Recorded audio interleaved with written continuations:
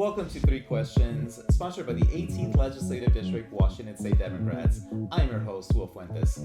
Folks, my guest today is Evan Jones. Now, Evan is a tradesman, he's a U.S. Army veteran, and elected Port of Longview Commissioner running for State Representative Position 2 in the 20th Legislative District.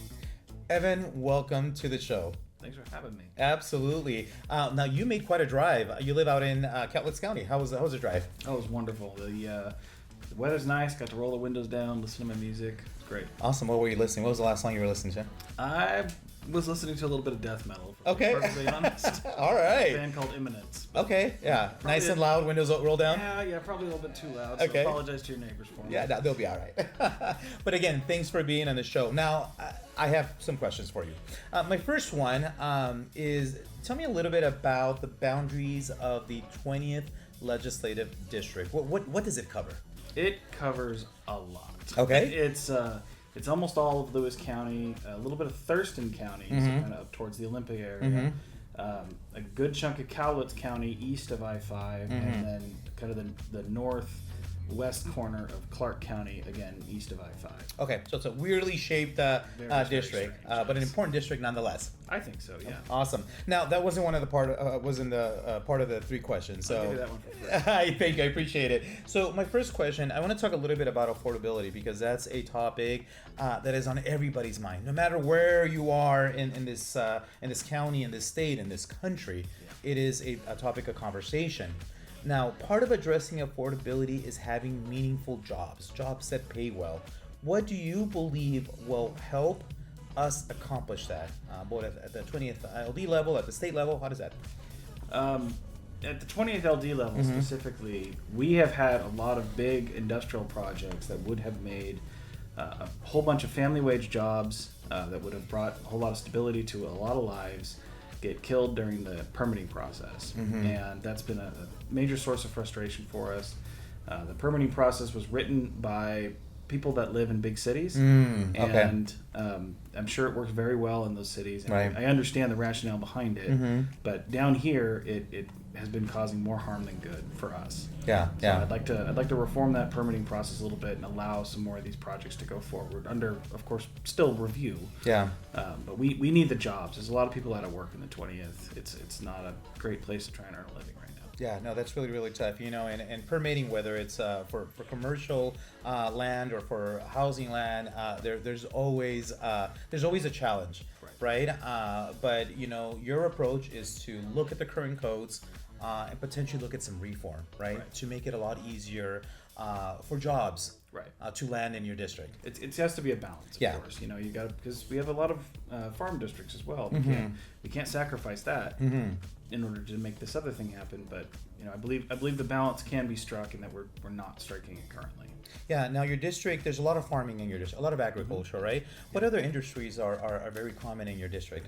As I'm sure you're all aware, we have a large amount of paper mills in the area. There's been that recent tragedy.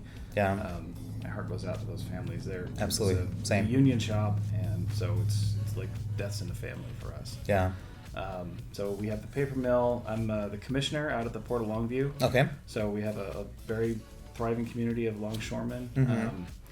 And we, beyond that, we have a lot of wood mills as well. And we're hoping, to have a fertilizer terminal being built here shortly at the Port of Longview, excuse me. Okay, and that'll bring in some jobs, I imagine. That will bring in quite a few jobs, yes. All right, no, great to hear. I do have another question for you. I'm going to pivot a little bit. Yeah. So the question that I now have for you is, I want you to share the issues that are impacting your legislative district, the 20th LD, that could potentially be different than issues that impact more urban districts like the 49th, the 17th, the districts out in Puget Sound. So share with us, what are some of the issues that impact that are unique to your district, that are different from other districts here in the region? I mean, we have a very different kind of industry outlook. We don't. You're not going to find a lot of software development companies in any of our urban areas, such as they are. They're not very big compared to some of the larger cities in the state. But we have it's diverse. We have a lot of farmland. We have a lot of timber. We have timber all the way through that supply chains, from the logging to the transportation, processing, export. I mean, the whole supply chain is represented there. It's a running joke that we have more trees than people. That's a good thing. Yes, which is how we like it. And beyond that, we have some heavy industry as well. Obviously, the paper industry is well represented there. The wood processing industry is well represented there, and of course the farming aspect of it as well. One of a good friend of mine up in Lewis, Eric Klein, runs the oldest ranch in the state of Washington. Oh, wow. Colvin Ranch, yeah. Okay, And what's it called? Colvin Ranch. Oh, okay, all right. It was founded in 1854. Oh, wow, okay. Yeah. Was Washington State even a state by that I time? don't think so. No? I don't know my history well. It was during the Oregon Trail time, right? Yes, Where yes. people were making the way. Back when your land was whatever you could stake out. Right, yeah. Thousands of acres. And you can't do that in Cowlitz anymore. No, No, unfortunately. okay. I tried. Okay. People with shotguns greeted me. Yeah. Now these issues, particularly, there's a we talked a little bit about this earlier. There's a lot of heavy industry, a lot of farming, right? What are some of the issues that the farming community in your district are struggling with? It's hard. The B&O tax is really tough for farmers since they run really, really tight margins. And obviously, we need roads, we need all the things that taxes buy for us. But that particular issue hits farming communities really, really hard. And again, the minimum wage laws, which are amazing and I fully support, but they are also tricky out there because the work can be very seasonal in nature. I see. And you want to take care of your people, but sometimes you can't run your business and actually make any money while doing that. So they've got to get creative out there, and I mean they're finding solutions and they're working through it. It's really honestly inspiring to see the way they come up with solutions within the framework of our current laws to take care of their people and get them what they need while abiding by the law, even if it is difficult for them. Yeah, absolutely. We need local agriculture, right? People need to get fed. Yeah. It's a lot cheaper if you move it from Cowlitz down to Clark versus moving it across the Great Plains, right? Now, you mentioned the B&O tax, which funds some of the infrastructure, right? What are you hearing from constituents about these challenges? The tax burden is high.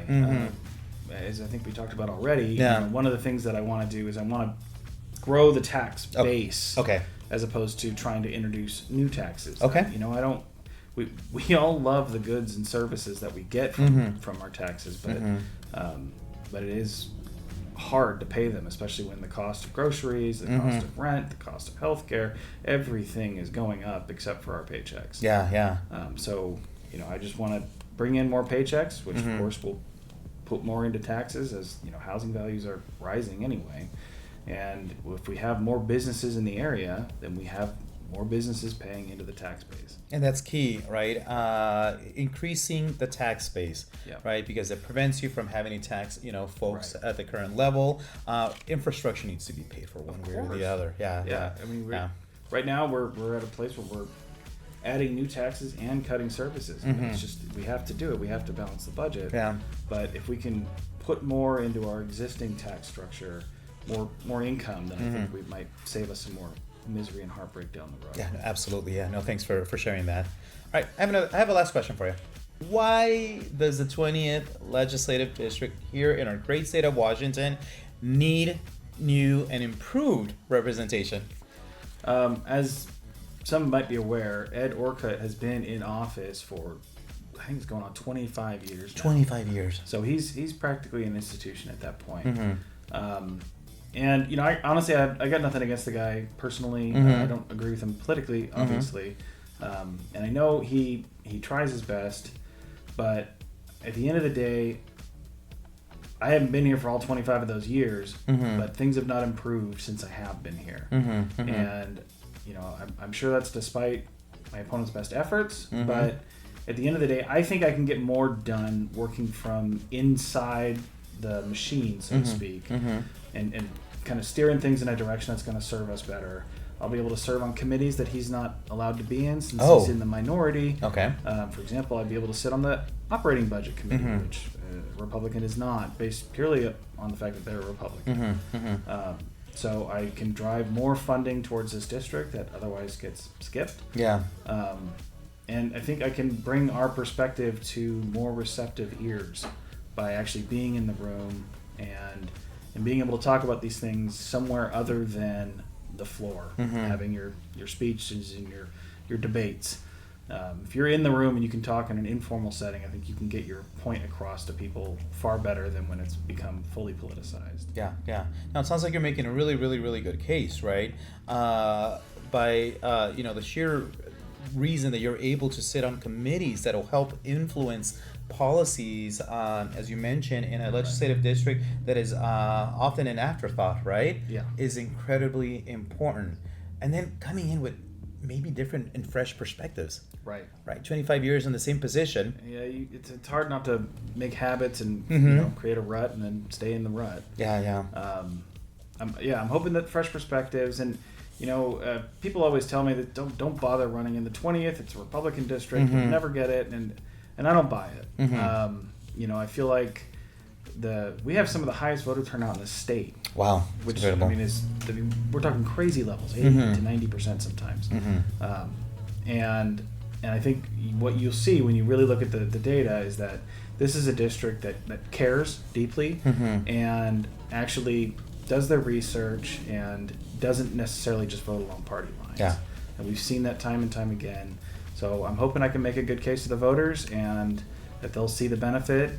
If nothing else, this is a pragmatic district. Yeah. And I think the pragmatic fact is I can get more done than he can just based on the letter behind my name. Yeah, and that's incredibly important, right? I mean, when we look at high gas prices, which I know you don't get to influence directly, right? But when we look at grocery, I mean, everything else, the price, the cost of living in general, is just so out of reach for a lot of community members. You mentioned, jobs, good paying jobs that are hard to come across in your district, and then the need of farmers, right? Infrastructure, right? Not having to pay more taxes, right? Because it's already a burden as it is incredibly important. And you're the one that can do it.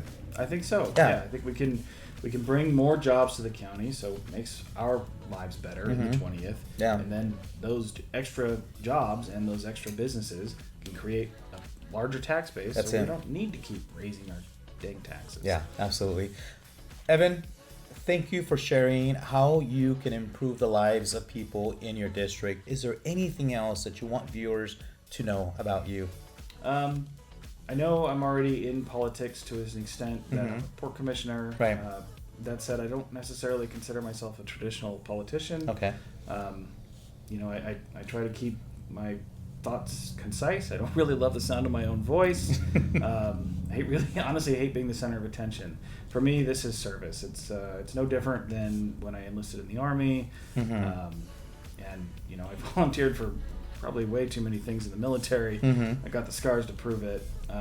But I care deeply about this community, and I think I can help, and that's the only reason I'm doing this. This is not fun for me. Yeah. So I'm here because I think I can make a difference, and I want to just show up in every way that I can for this community. I'm very proud to be a part of it, and I'll be proud to represent us in Longview. That's really good to hear, and thank you for for your service. You are a veteran, so we appreciate that. Evan, thank you so much for being on the show. Thank you for making the drive all the way down here to Vancouver, and we wish you the best of luck. Thank you. Absolutely, folks. That is our show for today. Don't forget to hit like, subscribe, leave a comment, and hit the notification bell. We will see you next time.